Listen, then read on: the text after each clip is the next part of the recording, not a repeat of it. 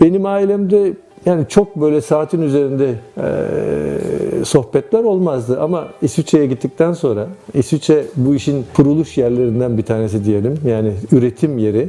Belki teknoloji olarak ilk çıktığı yer değil ama üretimde en önemli yerlerden bir tanesi. İnsan ister istemez onlarla aşırı neşir olmaya başlıyor. Şans, kader, artık nasıl adlandırabilirsek, ben tam bu kuartz krizinden sonra olan dönemde yüksek saatçiliğin başladığı tarihte Les Ambassadeurs denen firmada işe başladım. Les Ambassadeurs oradaki mihenk taşlarından bir tanesi, en önemli firmalardan bir tanesi. Çünkü bütün multi brandlerin içerisinde, dünyadaki multi brandlerin içerisinde en önemli mağazalardan bir tanesi. Zaten kalmadı, çok az firma var, böyle bir Boucherer bir şey var. Bir de Güblen var zaten, bilinen, hala bu işi devam ettirebilen.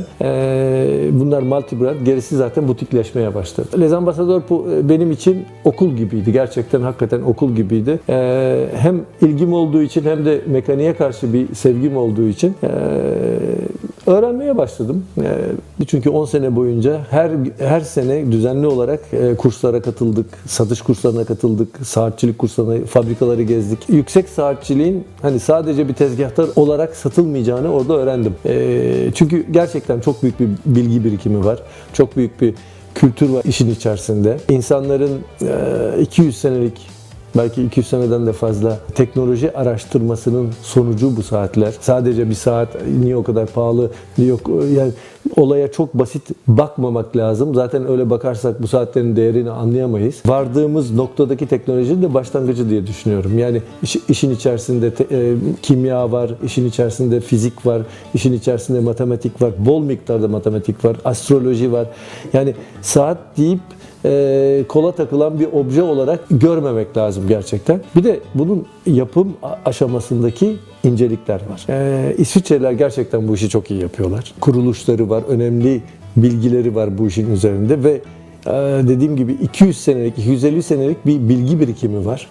Bu da 50 kilometre çapında bir dairenin içerisinde. Yani oradaki insanların konuşması, hareketleri, yaptıkları, bir sürü kriz geçirmişler, bir sürü olaylar geçirmişler. Ama o bilgi birikimini tutabilmişler. Çok önemli bir şey. Şimdi kendi sattığım markaları çok iyi bildiğim için, çok iyi bildiğim için tabii ki kendi sattığım markalarda veya bizim ithal edip burada dağıtımını yaptığımız markalarda bir kalben bir yakınlığım var. İyi bildiğiniz zaman bazı şeyleri çok daha iyi hatırlıyorsunuz. İşte benim mesela şu andaki kolumdaki saat Ulysse Nardin Freak, teknoloji olarak diğer hiçbir firmanın başaramadığı bir teknoloji. Çünkü bugüne kadar yapılmış bütün saatler zemberek, işte kuruyorsunuz. O gücü çarklar vasıtasıyla yukarı doğru kaldırarak işte akrep ve yelkovanı hareket ettiriyorsunuz. Basit bir sistem aslında. Basit ama tabii ki onun matematiksel bütün her şeyi yapılmış. Freak'te değişik. Çünkü bütün mekanizma akrep ve yelkovanın üzerinde ve bunlar bu etrafındaki dişliler sayesinde bu akrep ve yelkovan hareket ediyor. Çok enteresan bir şey. Çünkü kağıt üzerinde yapılmış ama yapılmamış. Yapılırken de birçok teknik problemle karşılaşıldı. İlk önce yaptılar sarıdan dişlileri. Onlar çok çabuk aşındı. Tabii bunlar imalat aşamasında, ilk deneme aşamasında bunlar. Ondan sonra dediler ki bunu çelikten yapalım çünkü çok çabuk aşınıyor. Çelikten yapınca bu sefer döne döne mekanizma mıknatıs oldu.